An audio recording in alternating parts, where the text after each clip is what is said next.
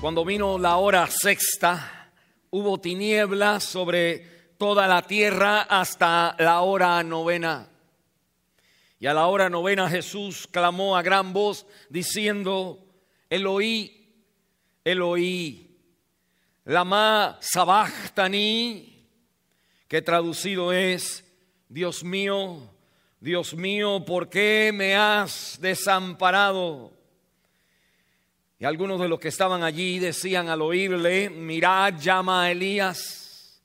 Y corrió uno y empapando una esponja en vinagre y poniéndola en una caña, le dio a beber, diciendo: dejad, veamos si viene Elías a bajarle. Mas Jesús, dando una gran voz, expiró. Entonces el velo del templo se rasgó en dos, de arriba a abajo. Y el centurión que estaba frente a él, viendo que después de clamar había expirado así, dijo: verdaderamente este hombre era hijo de Dios. Nosotros estamos cada domingo estudiando, mirando el Evangelio de San Marcos. Ya nuestra Biblia debe de abrir ahí, caer abierta ahí automáticamente.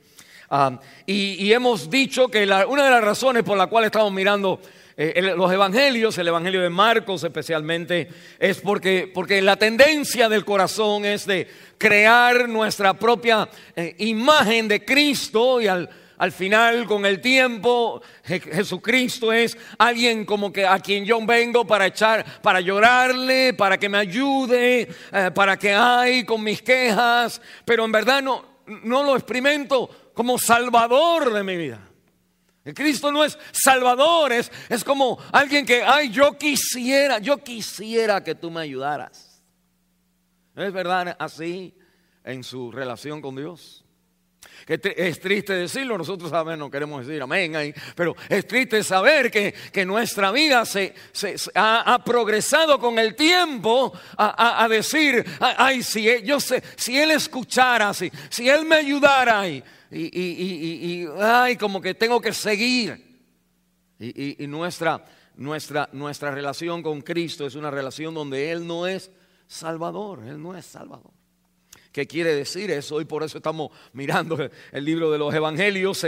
Nosotros notamos que cuando miramos, por ejemplo, el Evangelio de San Marcos, que relativamente la mayor parte de los 14, 16 capítulos que aparecen aquí, la mayor parte tiene que ver con los momentos de las últimas horas del Señor Jesucristo. Todos los Evangelios son así, corren a través de las acciones, de los mensajes, de los milagros de Cristo, hasta llegar y como más en cámara lenta paran para hablarnos y describirnos a nosotros más el momento de su muerte y su sufrimiento y su resurrección. Y decimos, bueno, ¿por qué es? Porque la cruz es la respuesta de Dios a la condición humana. No son los milagros. Los milagros son para que usted se dé cuenta que Cristo es Dios, pero que este Dios, que hace milagros, vino con el propósito y con la misión de morir en la cruz. Y en esta mañana le dimos lectura al momento donde Jesucristo fallece. Mire, yo no quiero ser para traerle lo que el espíritu con que quisiéramos mirar esto. No quiero ser, no quiero faltarle el respeto a nadie y no quiero dramatizar nada, pero sí quiero que usted, como esto le va a ayudar a ponerse en onda aquí a la Biblia, no a las cosas. Pero en esta pasada semana Hugo Chávez falleció. Como que todo el mundo estamos, muchos tristes, de tan siquiera de sentir la vida de un ser humano importante que ahora se va. Pero para mí lo interesante del caso es que se tienen las últimas palabras que él dijo antes de fallecer. Y Hugo Chávez, entonces, otra vez, con mucho respeto a todos, antes de fallecer, las últimas palabras son: no quiero morir. No, déjeme decirle una cosa. No quiero traumatizar, no quiero... Eso dice mucho, ¿verdad? Eso dice todo. No, y ahora ya saliendo de Julio César, perdón, Julio Chávez, porque César, estaba leyendo un libro donde está César Chávez en California, Hugo Chávez, que saliendo de él ahora, que son esas últimas palabras, cuando la gente son importantes, son muy importantes. Es como que no importa la gente que tú mataste, o no importa el dinero que tú tenías, o no importa las cosas que tú tenías. Las últimas palabras de una persona al fallecer. No importa, conozco personas que, no conozco, pero he leído de personas, filósofos que hablaron toda su vida en contra de Cristo. ¿Y cuáles fueron las últimas palabras? Bien interesante escuchar. Dice mucho. Y la Biblia entonces me está diciendo a mí que Marcos escoge las últimas palabras del Señor Jesucristo y nos las da aquí en el momento que Jesús fallece. En el versículo 37 dice que Jesús, dando una gran voz, expiró. Ahí terminó su vida. Nosotros sabemos que Él resucita, pero hasta ahora esa es la palabra con que Él despide el mundo. Tienen que decir, si Cristo es a quien nosotros estamos siguiendo, es el líder de nuestra vida, que entonces al fallecer nosotros tenemos que mirar sus palabras y acordarnos que esas palabras nos dicen. Mire, interesante también es ver que cuando Cristo dice estas palabras, en el versículo 33, dice que había unas tinieblas en la tierra. Y que todos los evangelistas, los 4 evangelistas, cada uno menciona diferentes palabras de Cristo en la cruz. Al final son 7 últimas palabras que Jesús dice. Y aquí, pero todos ellos hablan de que desde las 12 de la tarde hasta las 3 de la tarde de ese día, que Cristo, que el lugar se puso en tinieblas. En toda la tierra se cubrió de tinieblas. Y que eso es algo significativo para nuestra vida. Las palabras de Cristo con todo el sol apagado. Eso describe mucho, y déjeme entonces decirle lo que queremos hablar en esta mañana de Marcos capítulo 15, el versículo 33 al 39. Y la Biblia me va a hablar a mí de las tinieblas que están en tu vida. ¿Cuáles son las tinieblas de tu vida? Y me va a hablar de las tinieblas que nosotros tenemos, y me va a hablar de las tinieblas que le vinieron a él. ¿Cuáles eran las tinieblas que le vinieron a él? Y por último queremos hablar de cómo esas tinieblas de él, sus tinieblas, despejan mis tinieblas. Queremos hablar de las tinieblas que nosotros tenemos, las tinieblas que vinieron sobre él, y cómo sus tinieblas despejan nuestras tinieblas. ¿Cuáles son tus tinieblas hoy?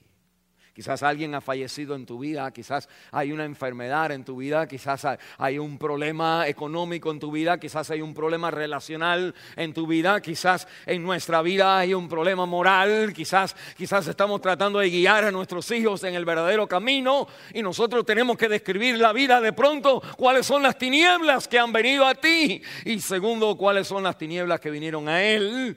Y tercero, entonces, para tu problema, para que tus tinieblas se despejen, tú tienes que mirar su tiniebla, como las tinieblas de él despejan tus tinieblas. Cualquiera tiniebla, con tus teenagers, con tus hijos, con tú mismo, con tu dinero, con tu trabajo. Tus tinieblas. ¿Cuáles son nuestras tinieblas? Mire, entonces el punto 1, las tinieblas que nosotros tenemos. Decimos otra vez que las palabras que Jesús clama, Marcos, si usted tiene una Biblia como la mía, las palabras de Jesús están en rojo. Y las únicas palabras en rojo que están en Marcos, el capítulo 15, donde está la parte del Señor Jesús muriendo y falleciendo, son las palabras en el versículo 34, Eloí, Eloí, lama sabactani.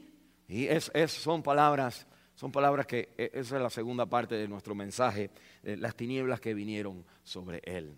Pero queremos mirar el contexto que nos habla del primer punto, las tinieblas que nosotros tenemos, porque las tinieblas vienen cuando Cristo dice estas palabras. En el tiempo que Él dice esta palabra, hay tinieblas en toda la tierra, desde las 12 de la tarde hasta las 3 de la tarde. Mire, de 12 a 3 es cuando en mi país uno dormía la siesta.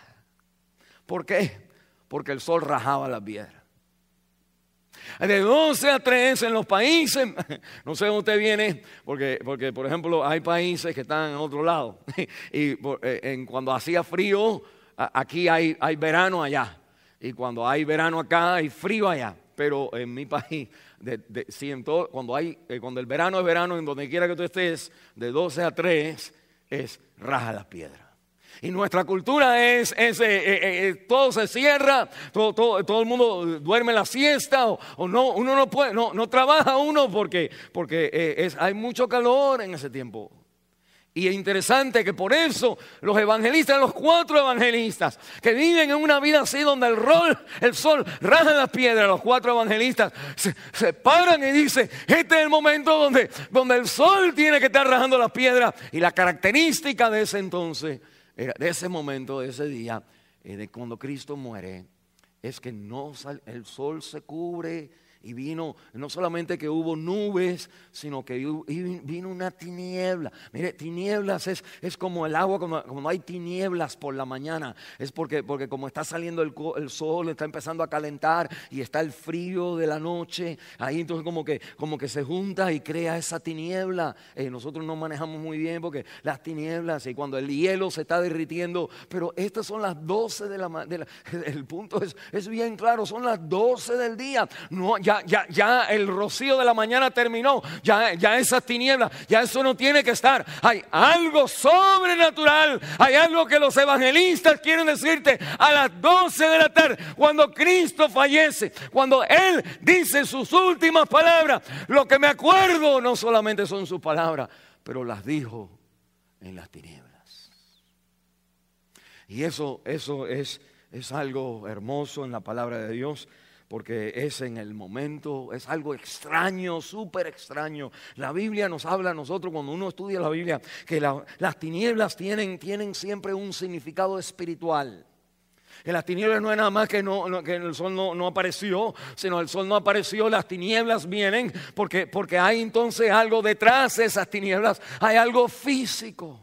Detrás de esa tiniebla física hay algo, un significado espiritual, hay una realidad espiritual detrás de lo físico que está sucediendo. Por ejemplo, en el Evangelio de Juan, cuando Cristo está, que lo están entregando y que Él está en la corte, que cuando le están exigiendo cosas, Jesús dijo: ustedes no tienen poder sobre mi vida, pero ahora se les ha dado, porque esta es la hora de las tinieblas, dice.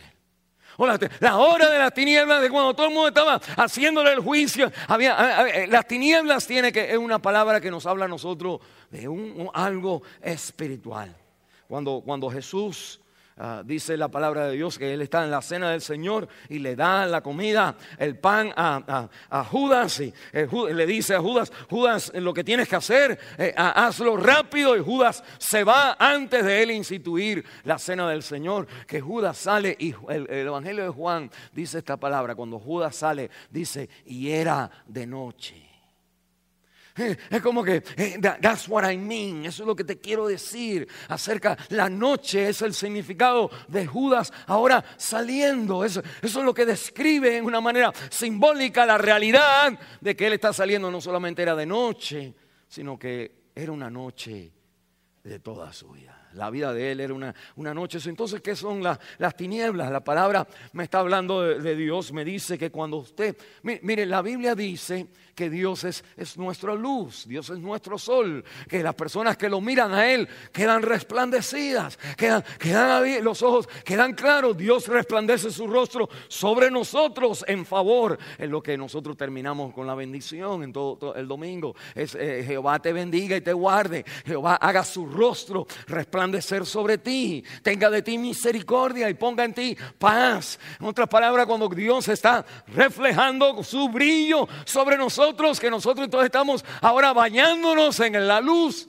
En el sol, en el día, estamos delante de Él recibiendo todo. Cuando la Biblia dice que hay tinieblas, es porque nuestra vida, ha quitado a Dios del centro de nuestra vida. Hemos quitado a Dios del centro de nuestra vida y hemos puesto cualquier otra cosa en el lugar de Dios. La Biblia habla que, dice la Biblia, Dios es luz y en Él no hay ninguna tiniebla, dice 1 Juan capítulo 1. Génesis capítulo 1 dice que el Señor dijo, sea la luz, y se hizo la luz. Y la gente que critica en la Biblia, están ellos diciendo, ¿cómo que hizo la luz cuando no hay sol? Dios hizo el sol en el cuarto día, pero creó la luz, derramó la luz, bañó el mundo con luz sin haber sol, porque la Biblia te está diciendo a ti que la luz del ser humano es Dios.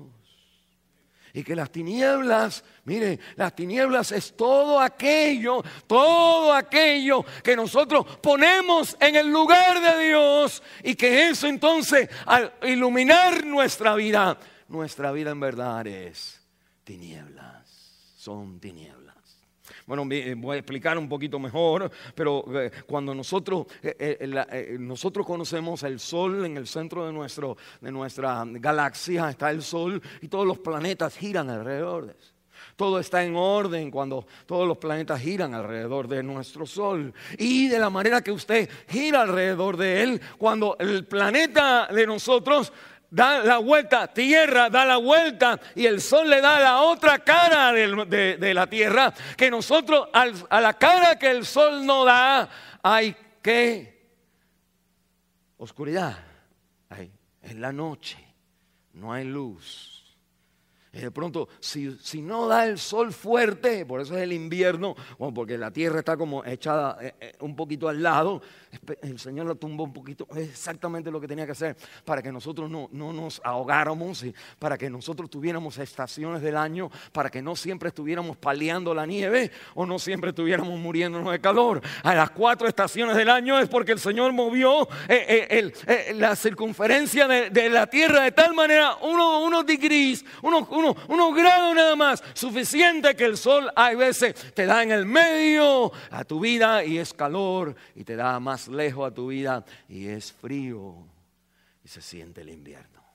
Las noches son largas y los días son cortos. Como la Biblia me está diciendo a mí que detrás de todo esto, en la Biblia es cuando los planetas giran alrededor del sol, que nosotros ponemos cosas alrededor de las cuales nosotros giramos, y cuando nosotros giramos a lo que nosotros creemos, nosotros le damos la espalda al verdadero sol y entran entonces las tinieblas en nuestra vida. Mire un momentito, entonces se pone mejor.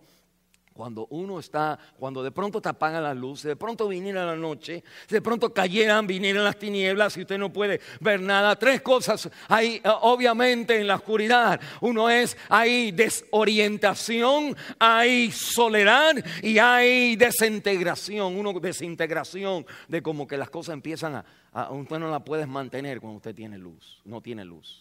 Mire, la Biblia me dice que hay desorientación. Cuando no hay luz, si se apaga la luz inmediatamente, si de pronto se apaga la luz, nosotros nos pusiéramos de pie, supiéramos dónde están las cosas por la memoria mire un momentito, la memoria que tenemos de cómo estaban las cosas. Pero cuando usted nace ciego, cuando nosotros somos seres humanos que vamos a la iglesia, pero Cristo no es el centro de tu vida, cuando Dios no es la luz de nuestra vida, que nuestra vida se vive en una vida de oscuridad, una vida entonces donde como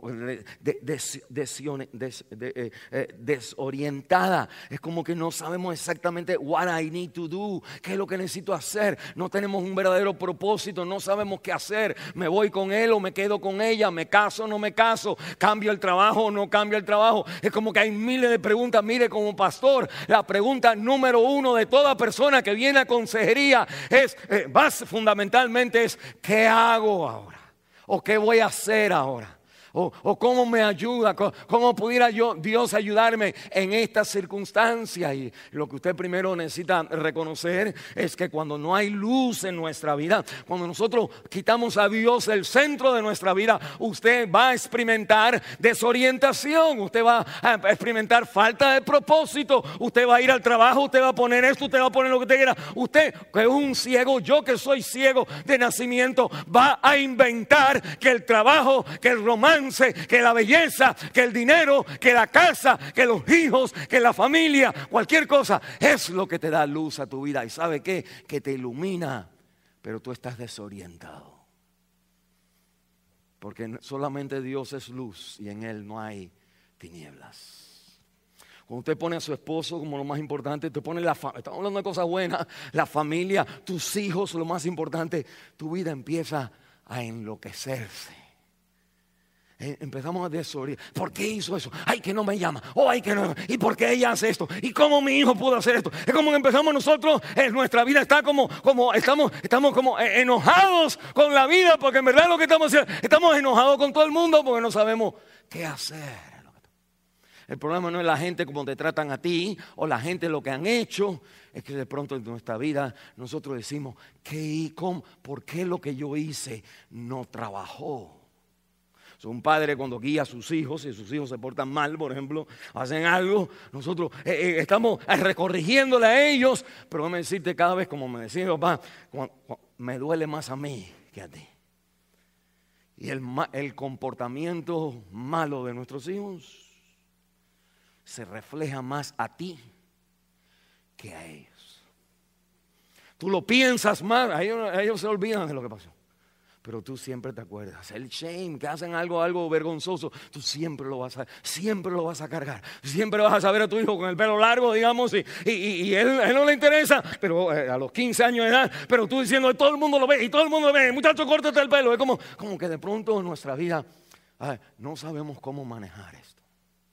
Porque hemos puesto a este hijo y como él debe comportarse, o a esta hija como debe comportarse, y nosotros estamos desorientados cuando vemos que las cosas no trabajan. Lo que usted está experimentando son las tinieblas que vienen cuando Dios no es el centro de su vida. Mire, no solamente experimentamos eso, sino experimentamos soledad. Cuando hay frío, pues uno se siente como que la gente se alejan. Cuando no hay calor, la gente empieza salen, se ponen sus pantalones, sus shorts, y todo el mundo, good morning, todo el mundo alegre porque el calor del día, pero cuando es el invierno nadie ni se mira, porque todo el mundo tiene un frío tremendo. Cuando hay tinieblas en nuestra vida, automáticamente hay un sentir de falta de calor humano. Los psicólogos tienen la palabra, y es una palabra que no necesariamente psicóloga, pero falta intimidad. Usted puede estar con su esposo, su esposa, y al mismo tiempo sentirse que hay algo que falta.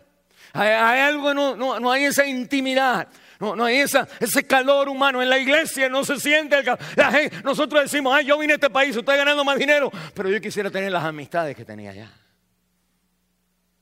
Lo que estamos como figurando como en el calor allá, yo estaba mejor. Aquí en el frío es más. El frío divide a la gente. Están la gente viviendo más cerca que ti porque están en el apartamento ahí, tú escuchas peleando ellos, pum, pum, los golpes en la pared, y uno como que se siente separado de la gente. Y hay entonces ese sentimiento de soledad en nuestra vida.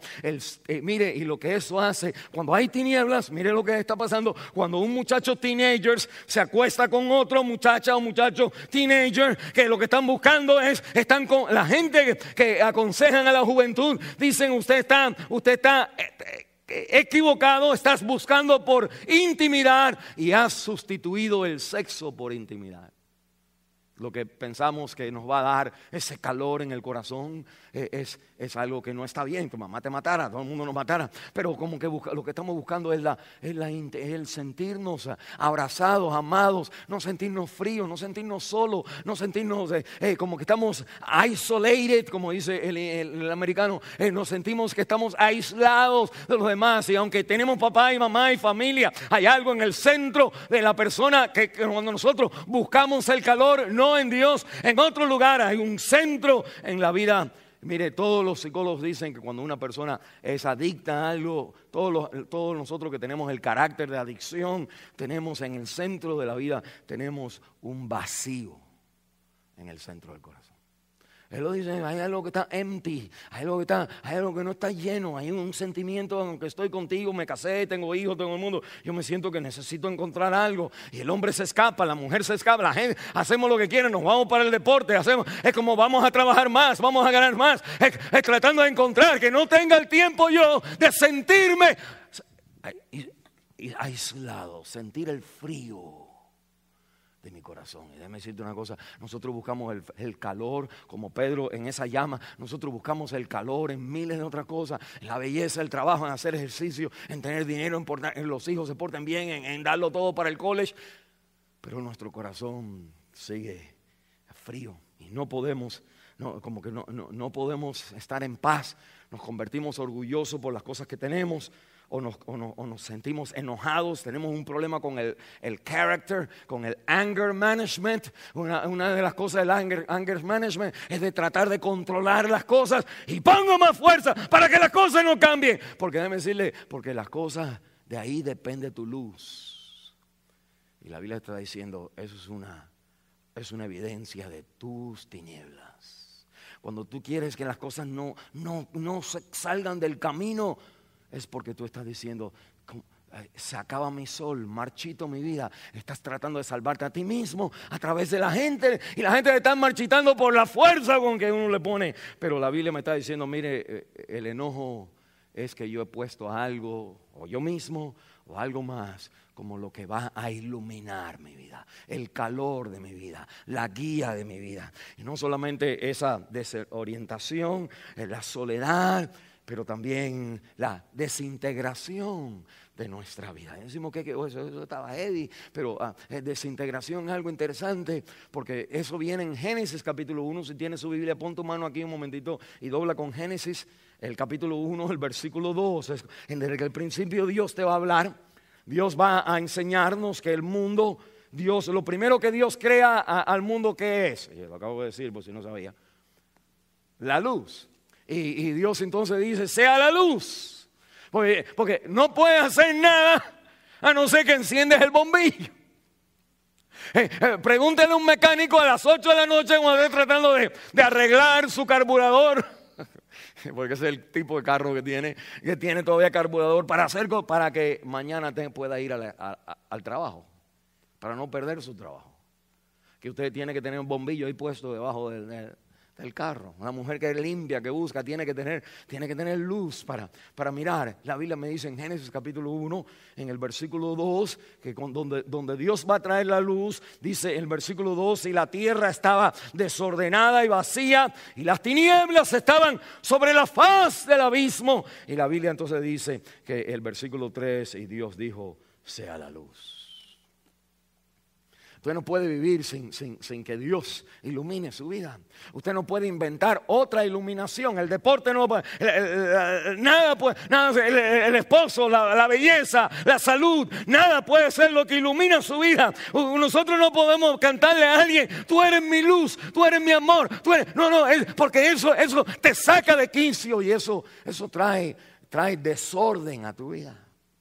Y la Biblia me está diciendo a mí que esto de desintegración tiene que ver con que antes de Dios crear el orden en el mundo, la Biblia dice que habían dos cosas, las dos palabras que están en el versículo 2, dice que la tierra estaba ¿qué? Desordenada y vacía. Cuando no hay luz, hay desorden y vacío en nuestra vida. Cuando nosotros ponemos otra cosa para darme el orden a mi vida, para estar enamorado, para estar esto por la mañana, para empezar de esta manera, que cuando no es Dios lo que comienza a iluminar, lo que empiezo a ver a mi vida es que se empieza a desordenar la vida. Nuestra familia se desordena y haz lo que quiera, disciplina como tú quieras, pero si ellos y yo y si las personas, si lo que nosotros buscamos, Dios no es la luz. La desintegración es que nosotros estamos yendo como para atrás de la creación.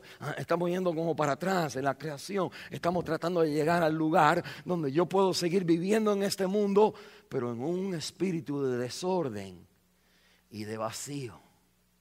Y mire un momentito, cuando yo pongo a algo que no es Dios como la luz en mi vida, desordena mi manera de vivir.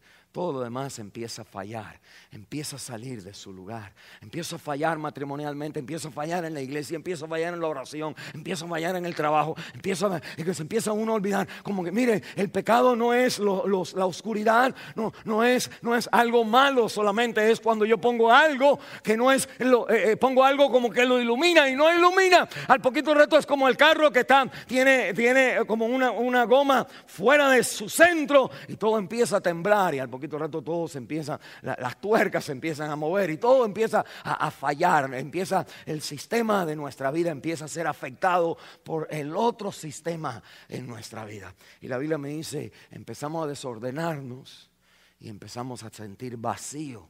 Y miren lo que sucede. Miren, te lo voy a probar. Cuando usted y yo vinimos a Estados Unidos, nosotros pensamos que allí yo voy a vivir mejor. Por eso fue que vinimos. A mí me trajeron, pero por eso fue que vinimos. Y yo viniera de todas maneras. Pero si pudiera. Pero si tuviera que. Pero mire, uno ya manejaba la vida ya.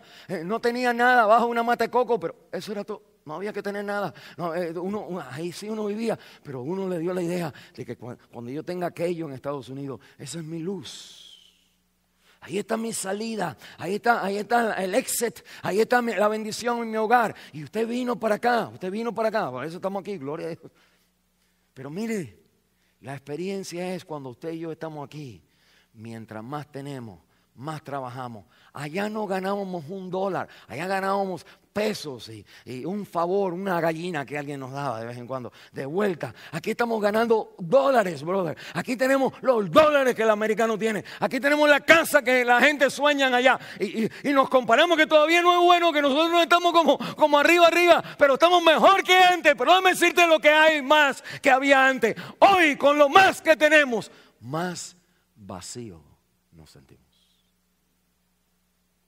Usted no puede salir de esa realidad. Mire la realidad de los actores, de la gente millonaria que dejan las cosas y se van para India y se afeitan la cabeza, se quedan un palito, una cosa aquí y se ponen a medir. Dejan el $1,000,000 que nosotros quise. Dame nada más una tercera parte de eso para pagar los $10,000 que debo. Y dame nada más $10,000 y yo estuviera feliz. Te dieran los $10,000, el $1,000,000 y terminarías tú dejándolo todo vacío igual que todo. Y nosotros vemos esto en la cultura y la Biblia me está diciendo que es una desintegración, es tratar de regresar a vivir una vida todavía en lo que Dios ha creado, con lo que Dios ha creado, con el amor, con el gozo, con el cuerpo, con la belleza, con el romance. Dios ha creado todo en su luz, pero la Biblia yo trato de vivirlo en mis tinieblas y encuentro que esas relaciones y esas experiencias se convierten en algo que desordena mi vida, desordena mi casa. Empiezo a ver que hay quejas en muchos lugares y empiezo a darme cuenta que es que dice la Biblia en Eclesiastés que la casa gotea cuando uno no está arreglando el techo. Muy buen refrán. Otra manera de decirlo es: donde hay humo, hay fuego. Otra manera de decirlo es, mira, si las cosas no están trabajando bien, no es porque las cosas no están bien, es porque tú no estás bien.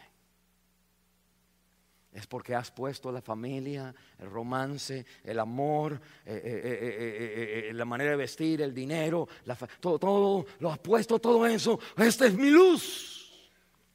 Y la Biblia dice, cuando Dios no es la luz, Cristo en la cruz del Calvario, en ese momento Él va a decir, ¿por qué me has abandonado? Dios en ese momento no es la luz. Está viviendo lo que es vivir sin Dios, sin luz. Y automáticamente las tinieblas entran, porque ellas dicen, that's where I belong, ahí es donde yo tengo que estar. Y ahí es donde hay desorden, ahí es donde hay entonces soledad, desorientación, y hay entonces vacío vacío en el corazón. Mientras más yo le doy a la vida, más quiero tener, más encuentro entonces que el jalón del pecado está ahí para decirme, pues cuando no lo tengas, yo estoy aquí para dártelo.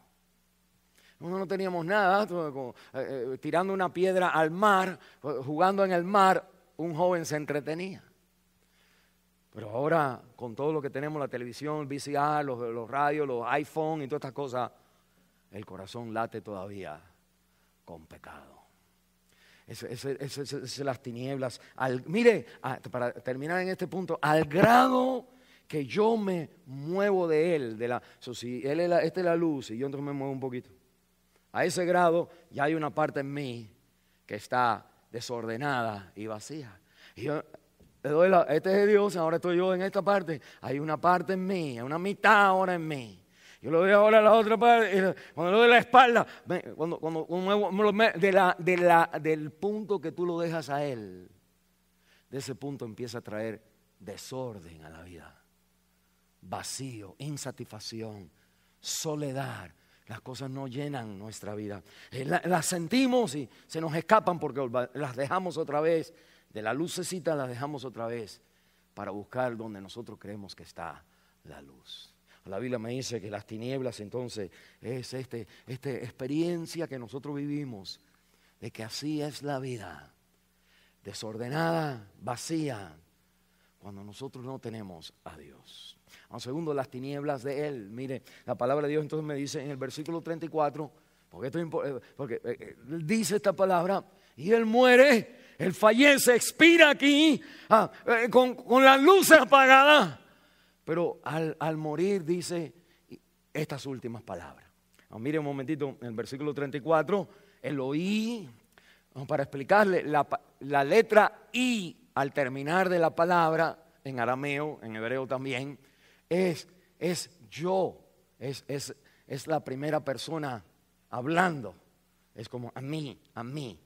Y cuando él dice él está diciendo él es Dios, él es Dios en arameo. Y él está diciendo, y como dice aquí, Dios mío, pero la idea no es Dios mío como lo estamos traduciendo como literalmente, es mi Dios. Él está diciendo, mi Dios.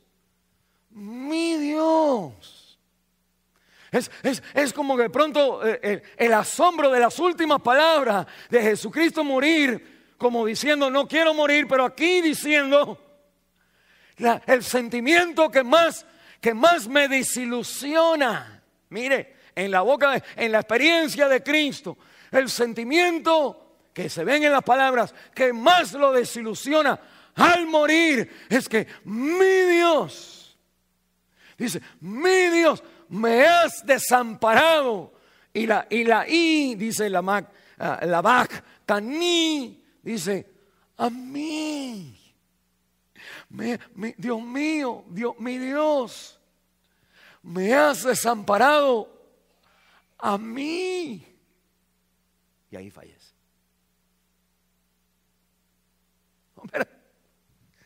Esto es tremendo. Esto es tremendo porque esta es la salvación de cada vez que tú experimentas que Dios te ha fallado. A mí. En mí es, Señor, con todo lo que he hecho, con todo lo que tú, Señor, a mí.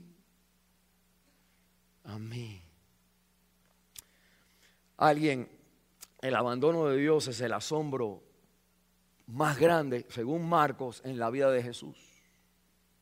Eso es lo que Él no puede. ¿Por qué? Es la palabra la es la pregunta. La es hacia alguien. Ma es ¿por qué? Es ¿por qué me hace a mí? What happened? ¿Qué hice? ¿Dónde está? ¿Qué pasó? A mí. La Biblia entonces dice, Cristo dijo, miren, en verdad, 7 palabras, se las recuerdo, al morir. La primera palabra que el Señor dice es perdónales porque no saben lo que hacen. Lucas capítulo 23, versículo 24. La segunda palabra que el Señor dice al hombre más lucky en el mundo, un hombre que había lo terrible que había hecho, y en el segundo, antes de morir, el Señor le está diciendo: hoy estarás conmigo en el paraíso. El más lucky. He got away with murder. Este hombre hizo lo que tenía que hacer, y en el momento final de su vida gana el cielo. Lo mejor de los dos mundos. Tercero, la tercera palabra, el Señor dice: madre, he aquí a tu hijo, y al hijo, he aquí a tu madre. Esas son las primeras 3 horas. Las segundas 3 horas, que son ahora, estamos mirando de las 12 a las 3, la cuarta palabra es: tengo sed. Juan capítulo 19, versículo 28, tengo sed, para cumplir las escrituras. Era humano. He was thirsty, man. Después de 3 horas ahí colgando en el sol de 9 a 12, tengo sed. De 12 en adelante hay un frío que raja las piedras. Y dice la Biblia, la quinta palabra: Dios mío, aquí, ¿por qué me has desamparado? La sexta palabra es la que dice en el versículo 37, dando una gran voz. Pero no, Marco no la pone, porque el énfasis de él es las últimas, la que vamos a mirar. Pero la sexta palabra, cuando él da una gran voz, el Señor se aprieta, empuja el clavo en sus pies, se jala y con una gran voz dice: consumado es. Deja a todas las religiones terminadas en ese momento. Se acabó lo que hay que hacer para que Dios acepte al hombre. Tetelestai en el griego. Y por la última palabra es: en tus manos encomiendo mi espíritu. Cita un salmo. Esas fueron las verdaderas últimas palabras, donde la boca del Señor Jesús, en vez de, digamos, no quiero morir, o ay Señor, sálvame de aquí, o perdóname mi amor, o no me quiero ir, o ay, se me cortaron mi vida, cualquier cosa que uno pueda decir, ay, no diré, ay Señor, ay, perdóname. No, el Señor dice: en tus manos encomiendo mi espíritu. Ahora, mire, ¿por qué Marcos, si conoce 7 palabras, pone nada más una? Aunque yo quiero decir una cosa, si la gente que no conocen cómo mirar la Biblia, leen aquí, dice, mira, ahí dice que Cristo murió y hizo Eloí, y aquí dice que tuvo sed, y aquí dice que tuvo... Es que el Evangelio es una manera, no es una autografía del Señor Jesucristo, no es una biografía del Señor Jesucristo, son datos de Él con un propósito de dar un mensaje acerca de Él. Eso es lo que es un Evangelio.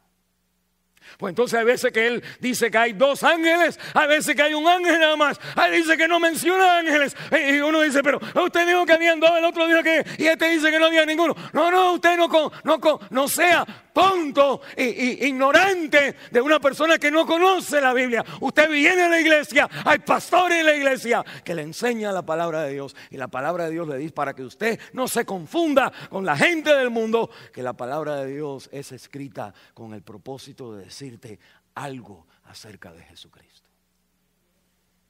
No te lo dice todo, ni tiene que mencionar todo el mundo lo mismo, sino aquí, de aquí y de aquí, agarro, lo junto y mira lo que te estoy diciendo acerca de Cristo. Él entonces, cuando pone las últimas palabras en la boca de Jesús, antes de expirar, y nos dice entonces, Eloí, Eloí, lama sabactani, que el Señor, lo más asombroso para él era que Dios se sentía que lo había rechazado. Jonathan Sorol es un autor moderno de un libro que se escribe con título Rachel and Her Children, Raquel y sus hijos. Mire un momentito. En el libro, este hombre Sorol, Jonathan Sorol, escribe un relato de madres con hijos viviendo en las calles. Homeless mother with children. Mujeres con niños botadas debajo de un puente aquí en Estados Unidos. Y Jonathan va y el libro es acerca de interrogaciones o de una encuesta. ¿Cómo van las cosas? ¿Qué está pasando? ¿Cómo tú experimentas estas cosas? Las mamás solteras, me imagino, con sus niños en la calle, viviendo de lo que el jarrito que le ponen. Déjenme, cuando yo estaba en Bolivia, a mí las madres me tocan, quizás por ver a mi mamá, cuando mi papá lo pusieron preso, que ella era una mujer sumisa a mi esposo, a mi papá, y cuando lo pusieron preso a él,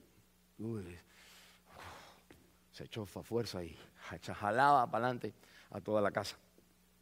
Y mi papá nunca pudo con ella después. pero mira, fuerte para adelante. Pero yo caminando en Bolivia estaba y había una señora en el suelo con su pelo negro, como cortado aquí, cortadito, su boinita, su vestidito típico, sentada con un niño al lado, mocoso, sucio, y un baby que de pronto yo pasé, los vi, y de pronto vi que su vestido cubría los piecitos del baby. Ella como cuidándolo ahí. Y con otro metido aquí, el cartucho de aquí atrás. Salían los pelitos, como una flecha. Y yo entonces paré y metí la mano en el bolsillo. Yo no llevaba cash porque siempre tenía miedo de que quién sabe lo que pasa, pero llevaba $20. Es lo único que tenía $20. Pensé, 20 es mucho, pero la vi, mujer, y les di los $20.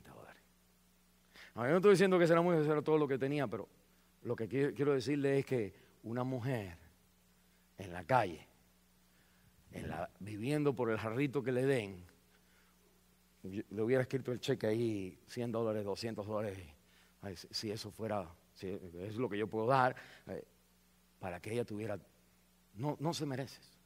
Bueno, mire, este hombre entonces va y le pregunta a una mujer afroamericana en Nueva York que dice estas palabras. Yo no oro, porque él le pregunta aparentemente si ora, cómo están las cosas, cómo tú crees de Dios. Ella dice esto, le cito, yo no oro. ¿Para qué? He orado toda mi vida y mírame aquí estoy. No oro ya. Perdí mi esperanza. Dios me perdone. Sé que Él existe y Él me ve, pero cuando me ve así, con mis hijos, ¿dónde? Y entonces dice unas malas palabras. Se ha metido Dios. ¿Dónde se ha metido Dios? Ya no oro. La pregunta entonces es, ¿cuántos de nosotros nos sentimos en ciertas áreas donde decimos, ¿para qué orar? Dios no me escucha. Mi trabajo sigue igual, mi dinero sigue igual, mi troquita no la puedo cambiar.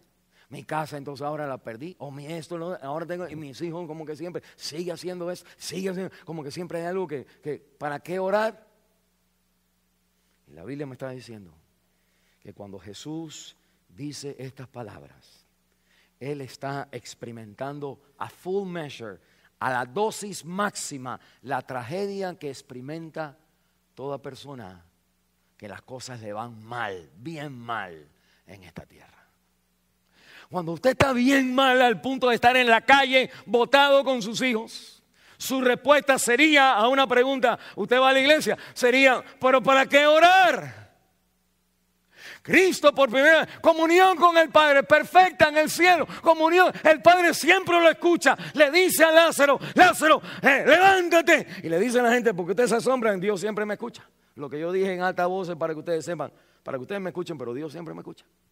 El Señor estaba caminando con una comunión tremenda con su Padre y finalmente al terminar en su noche, sus 3 últimas horas de muerte, Dios lo desampara. mi Dios, Dios mío, me desamparas a mí. Si le desampara al otro, entiendo, pero me desampara al mejor. No, ¿qué al mejor? Al único que ha guardado la palabra de Dios, al único que ha seguido al pie de la letra todo lo que el Padre significaba, con lo que decía. El Señor lo hizo todo perfectamente, todo tiempo, delante del Padre. A mí me vas a desamparar. Y la Biblia está diciendo algo bien claro, hermano, y por eso Marcos para aquí.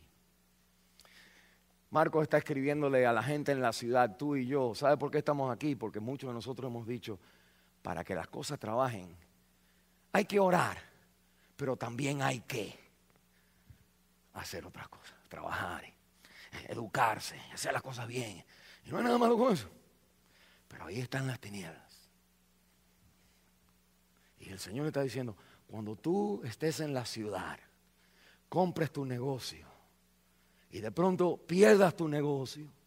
Y cuando compraste el negocio estás bien contento. No hay nada malo. Y cuando perdiste el negocio, si tú estás solo, tú vas a decir, ¿por qué? ¿Por qué pasó este pecado? ¿Por qué hizo eso? ¿Por qué salió embarazada? ¿Por qué me hizo esto? ¿Por qué me fue infiel? ¿Por qué el cáncer ahora? ¿Por qué morir ahora? No quiero morir. Y la Biblia está diciendo esto. No quiero que te olvides que tu vida real no es acerca de milagros y caminar. No. La vida real son momentos donde tú que caminaste bien con Dios, digamos, y nadie lo ha hecho, que usted le diga a Dios, ¿cuántas veces le decimos, ¿por qué? Yo tenía un muchacho que había cometido adulterio y ahora estaba el problema y yo fui a verlo y el hombre entonces me dijo, ¿por qué Dios permitió esto? Mire un momentito. En vez de preguntarse por qué, hay algo mejor. No hay suceso en tu vida, no hay caída en tu vida, no hay falla, no hay pecado, no hay mala suerte. No hay duda que ha venido a ti, no hay problemas que haya venido a ti, no hay fracaso, no hay rechazo, no hay momentos donde tú no tienes opciones, no hay marcas que se han pegado a tu vida, que te han terminado, que tú digas ahora todo está terminado. No hay momento donde usted pueda decir por qué, donde Cristo no haya experimentado, vivido, se ha metido contigo en esa experiencia y en la cruz del Calvario asume tu fracaso, tu tiniebla para salvarte a ti de las tinieblas de tu vida. No hay lugar para tú condenar a alguien por sus tinieblas cuando en tus propios por qué, Cristo está diciendo, en vez de yo contestarte por qué, déjame decirte que yo también hablé por qué. Eso separa a Cristo de toda religión, de toda secta cristiana. La secta cristiana te dice, tienes que clamar a Dios por fe. El Cristo que enseña eso mismo por fe, remueve las montañas, dice, no mi voluntad, sino la tuya. Y el Cristo que nos enseña a confiar en Dios, que Dios puede hacer todo, termina su vida diciendo, a mí no. Es como, es una palabra de consuelo porque la experiencia de tu vida real no son los milagros necesariamente, son la realidad de las tinieblas en donde vivimos, de la desorientación que tenemos en poner cualquier cosa como la luz en nuestra vida, el trabajo, la moda, el esposo, el ejercicio y todo lo bueno, y después sentir que mi vida está, no sé qué hacer, desordenada y vacía. No puedo arreglar la casa porque hay algo más importante. No puedo tener tiempo con Dios y orar por la mañana. Pastor, ¿usted no entiende que tengo que ir a trabajar? Y digo, sí, entiendo que tienes que ir a trabajar. Cristo dijo que no de pan vivirá el hombre, sino de toda palabra que sale de la boca de Dios. La razón por la cual usted va a trabajar y no tiene tiempo para leer la Biblia es porque la Biblia no es la luz de tu vida. El trabajo lo es lo que te ayuda a comprar las cosas que te gustan a ti. ¿Y por qué nosotros venimos a la iglesia o no venimos a la iglesia? Bueno, quedamos afuera cuando el pastor está predicando, porque esa no es la luz. La luz de tu vida es Él solamente. Y todo lo demás es tinieblas. Y va a llegar un momento, mira el amor de Dios, mira el amor de Dios. No te cojas mal, cógelo bien. Mire el amor de Dios. Dios sabiendo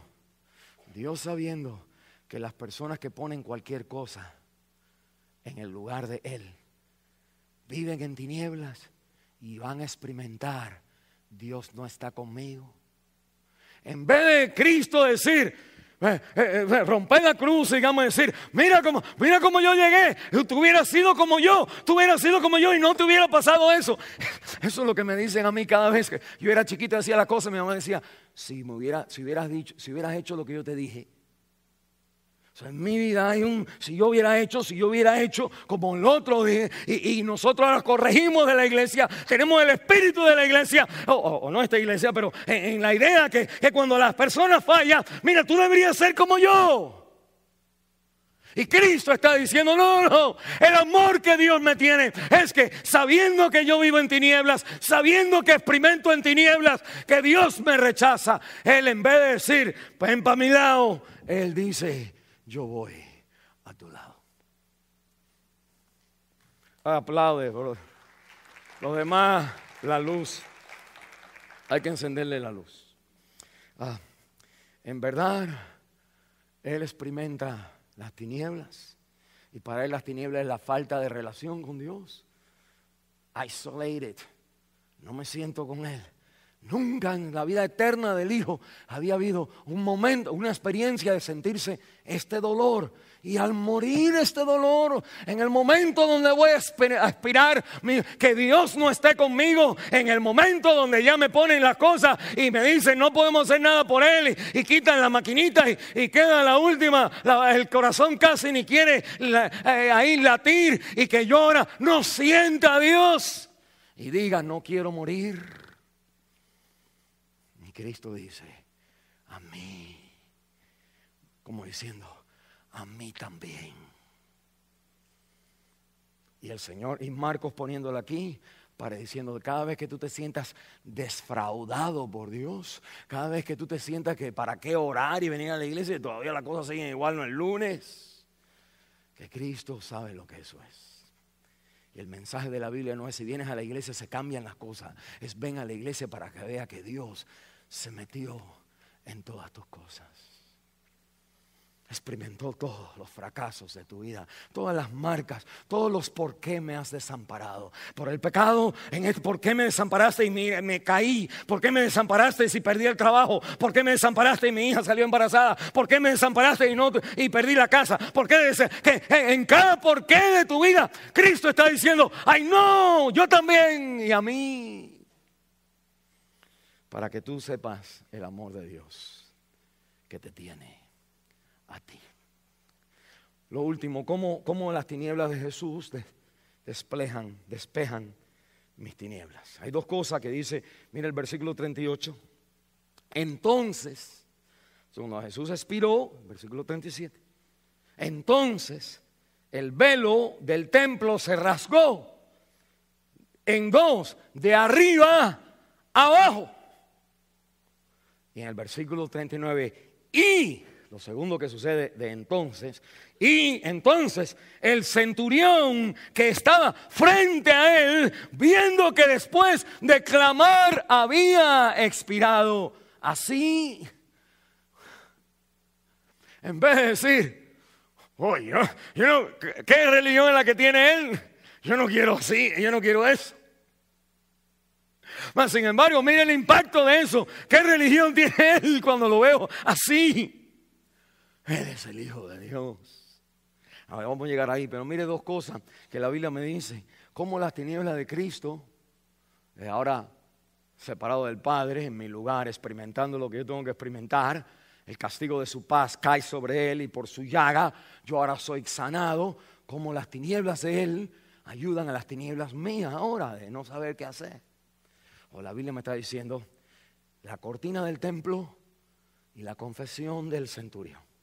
Miren, la cortina del templo, la Biblia me está diciendo que en ese entonces, cuando todo estaba en las tinieblas, el no de Dios, que de pronto Cristo, mire, Cristo al morir merita que sucedan ciertas cosas de ahora en adelante. Y una de las cosas es que la cortina no tiene que estar más. Mire, un momentito, nosotros sabemos esto. La cortina era esta cortina en el templo del Antiguo Testamento. Tenía 3 cortes importantes. Habían otras cortes, la corte de las mujeres, la corte de los hombres, estaba la corte donde se hacían los sacrificios. Esa es la primera corte. Donde traían el becerro, tú entrabas ahí en la puerta, pasabas adelante, tú traías tu carnero o algo, ahí te lo mataban ahí en un lugar ahí, lo quemaban, sacaban la sangre, la vertían la sangre y entraban. Ahora el sacerdote se ponía una ropa y entraba al segundo lugar, al segundo templo. El primer templo era como la parte, la corte, la primera corte era donde mataban. La segunda era entrar la sangre aquí.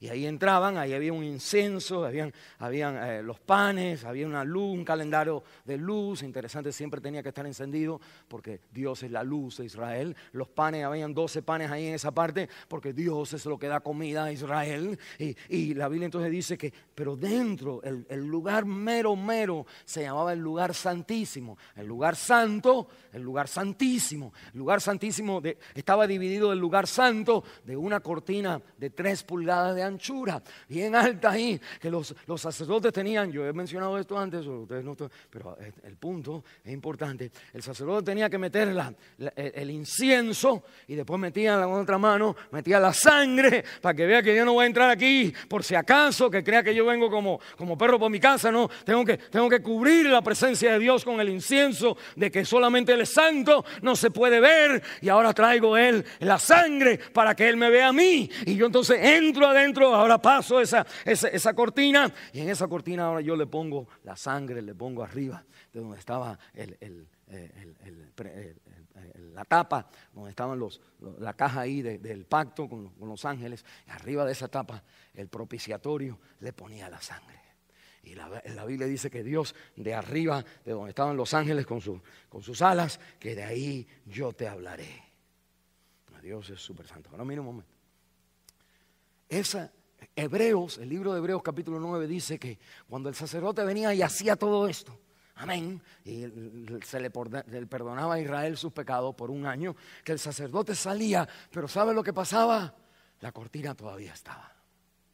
El libro de Hebreos dice, y cuando el sacerdote salía, nuestros pecados estaban perdonados, pero ¿sabe qué? La cortina todavía estaba ahí.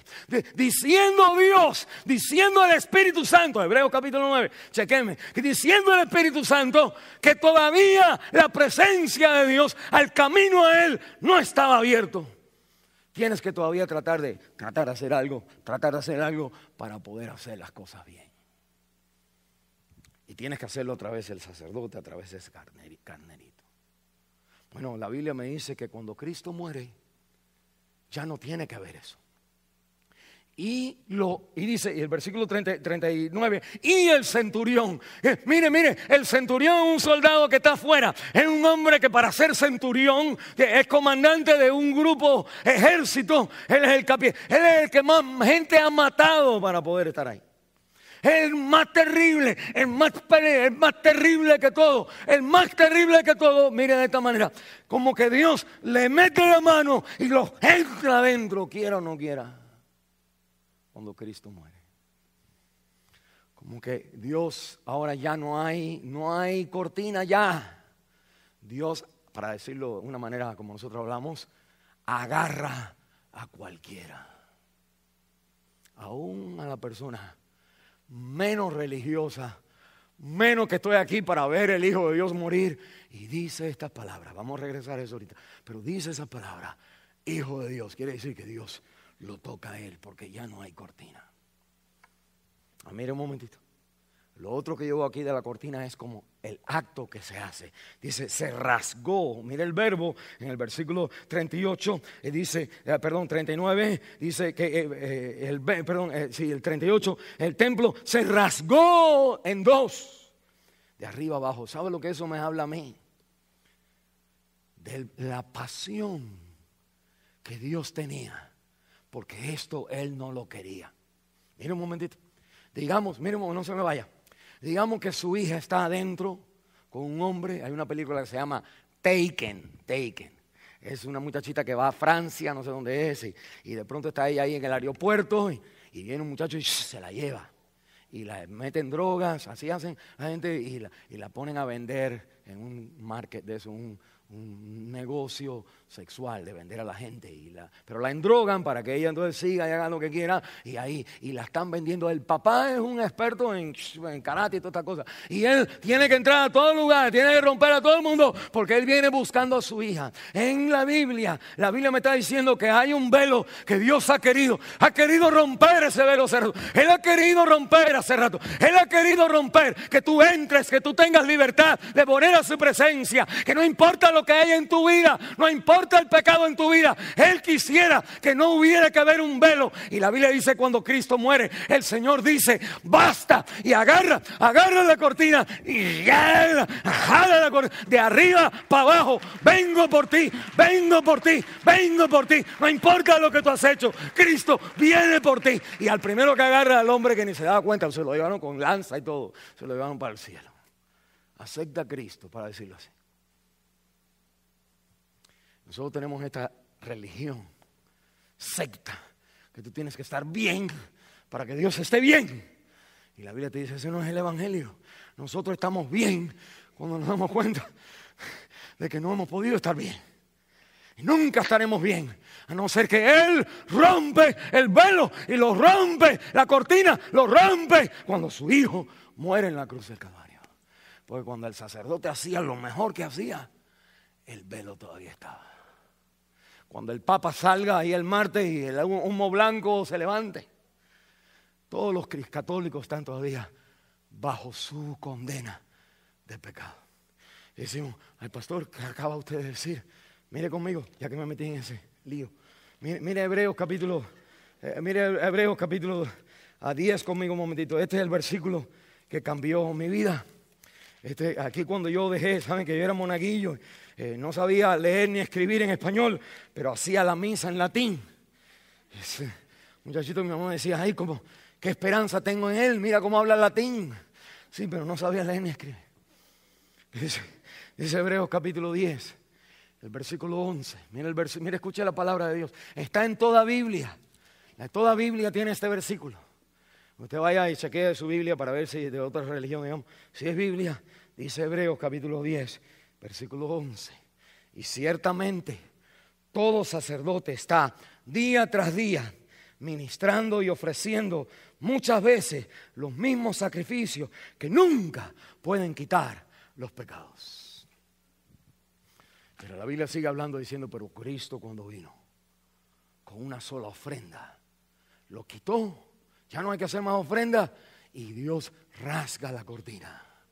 Ya no necesitamos gente que vestida en cierta manera, incienso o la boinita para arriba para decir, este sí puede entrar. No, ustedes no me llaman a mí para yo bendecir tu vida. Ustedes vayan al Señor a través de Cristo. Y la Biblia me dice a mí que es a través de Cristo que tenemos entrada. La cortina se rompe cuando venimos a Cristo. Pero mire, ahí no, yo quisiera terminar ya, pero mira, no. Mire, la Biblia me dice otra cosa más en capítulo 15. Versículo 38, entonces el velo, en versículo 39 dice, y el centurión. Como que y es después de entonces, y ahora esto es otra cosa que pasó entonces. Es que el centurión que estaba enfrente cuando lo ve morir, dice esta palabra, es hijo de Dios. Mire un momentito. En ese tiempo para el romano soldado, a este nivel de lealtad a su trabajo, porque para tener eso no te lo van a dar a alguien que te pueda matar después por la espalda. El centurión es una persona con un grupo de gente, se lo dan a la gente que han matado a todo el mundo y gente que son leales. Lealtad. ¿A quién eran leales? a César. Y en aquel entonces solamente César era hijo de Dios. Los Césares eran vistos como hijos de Dios por dos cosas: porque tenían poder. Decían, corten la cabeza, le cortaban la cabeza a quien sea. Y segundo, porque tenían sabiduría, inteligencia. Sabían moverse en el Senado, sabían politiquear, sabían hacer lo que tenían que hacer, votar, postular, hacer lo que tenían que hacer para estar como los Césares. Y todos los soldados, esta gente decían, él es poder y él es sabiduría. La Biblia me está diciendo que el poder de Dios y la sabiduría de Dios se ve en la cruz del Calvario. 1 Corintios capítulo 1. Cristo, el poder de Dios y la sabiduría de Dios. Mire lo que está diciendo ese hombre. Lo mismo que estamos diciendo nosotros. Y no nos damos cuenta, pero yo se lo voy a decir. Cuando uno tiene luz es porque Dios es el centro. Cuando nosotros estamos, y Cristo, el amor de Él. Cuando nosotros estamos en tinieblas es cuando hemos puesto cualquier otra cosa en el lugar de Dios. Y creemos que eso es lo que nos hace feliz. Este hombre tiene delante de en su corazón y tiene delante de Dios que Cristo no es nadie hasta ese momento. Y él tiene su lealtad puesta en su trabajo, en su manera de matar a todo el mundo, y en que César me está dando a mí los pasos, los grados a ganar más dinero en mi profesión. Mi carrera depende de César. César tiene tiene poder y tiene sabiduría y se da cuenta que yo soy bueno. Cuando este soldado dice, este es hijo de Dios, está él cambiando su valor, transportando su valor del César y diciendo, el que se merece el título de poder y sabiduría, que es hijo de Dios, este es hijo de Dios. Pero mire cómo lo ve. El poder de Dios no es matando a todo el mundo, es en la debilidad de Jesucristo. La sabiduría de Dios no es poniendo todos los ejércitos de tal manera que de pronto atacaban los romanos y la gente se quedaba asombrado de dónde salieron los romanos. Cristo muriendo débilmente en la cruz del Calvario. Eso es un entendimiento de salvación que usted y yo quizás no lo tenemos todavía. Por eso otras cosas están ahí. Nosotros decimos, aquello me da poder a mí, el dinero me da poder, el poder no me da sabiduría, el college me da sabiduría. Si usted no llega tarde a su clase cuando hay college, usted compra su libro y lee su libro y hace su tarea, porque usted sabe que al sacar el grado, que esto es lo que le va a dar a usted la luz. Y la Biblia te está diciendo a ti, nosotros en cada vida de nuestra vida, cada etapa de nuestra vida, tenemos que convertirnos, no otra vez, sino más convertirnos. Es como que más se va agrandando ese significado y se va agrandando de que a todo lo que yo le digo power, y eso es poder, a todo lo que yo digo mira qué sabio es, nada de eso es poder, nada de eso es sabio, que el simple sufrimiento de Cristo, el amor que me tuvo en la cruz del Calvario, el rechazo de Dios hacia Él a mi favor, esa es la sabiduría de Dios y el poder de Dios. Y cuando yo vivo así una y otra vez más, transfiriendo de todas las otras cosas, quitando de todas las otras cosas el reconocimiento que Él es el Hijo de Dios, Él es el poder, Él es la sabiduría, que yo entonces experimento la salvación. Ese es el mensaje de la cruz. Las tinieblas están aquí para decirme aquí, nosotros estamos en un gran problema. Hemos puesto otra cosa en el lugar de Dios y estamos en tinieblas. Pero Cristo experimentó esas tinieblas al punto de decir, yo también estoy en la experiencia de todas las experiencias unidas, la peor de todas, que Dios me ha abandonado, Sabac, a mí. Y tercero, que el Señor me alcanza a mí y me dice, de la manera que tú en crisis, más y más. Tú vas diciendo, esto ya no es César. Esto ya no es César. Esto ya no es César. El trabajo ya no es César. El dinero ya no es César. Ya no es, eso no es poder, eso no es sabiduría. de la manera que yo vaya transfiriendo mis valores a decir, en la flaqueza de la cruz está el poder de Dios, no en el milagro, en la flaqueza de la cruz el poder. Y en la debilidad y en la locura de la cruz está su sabiduría.